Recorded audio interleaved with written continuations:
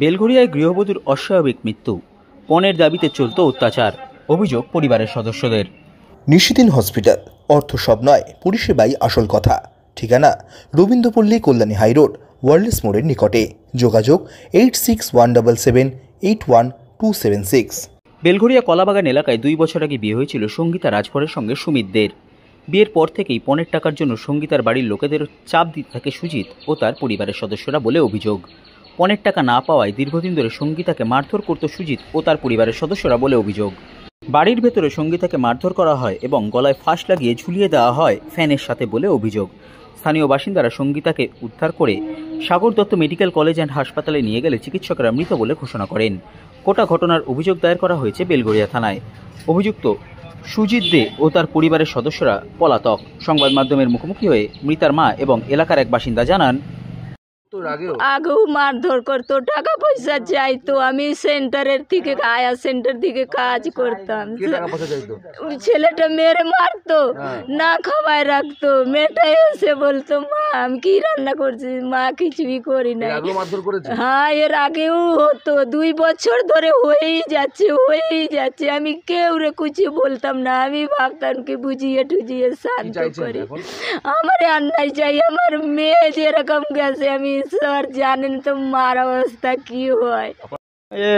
ও তো প্রতিদিনই ঝামেলা হতো, বিশাল মারপিট, এটাকেও দেখেছি।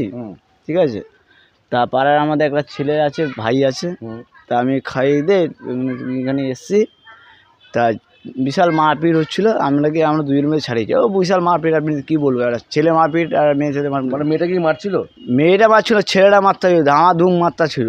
ও দেখবেন এখনো যদি আপনি ফটো নেবেন আঙুলে, ও বাঁচানোর জন্য ওকে খিমচি দিয়েছে। আমরা স্পটে ছিলাম তো। তারপর মানে কী বলবো, বিশাল মারপিট।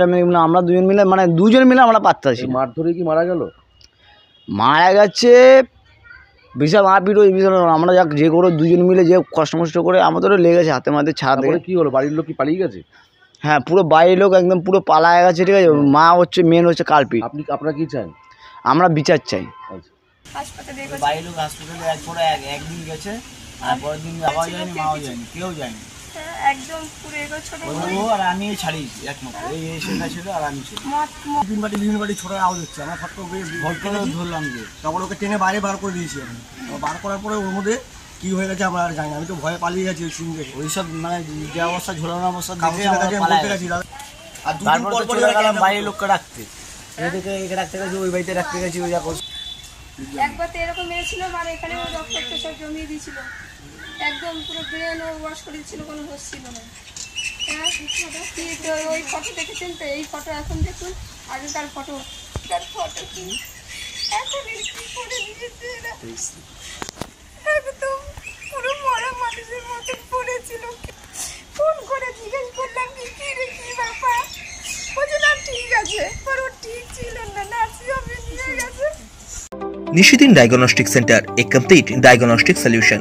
আমাদের ঠিকানা 144/1 সেন্ট্রাল রোড, আনন্দপুরি, ব্যারাকপুর, কলকাতা 122। আমাদের যোগাযোগ 9875338719।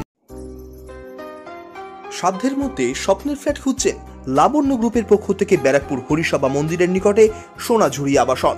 থাকছে lift, top floor, set, 0% GST।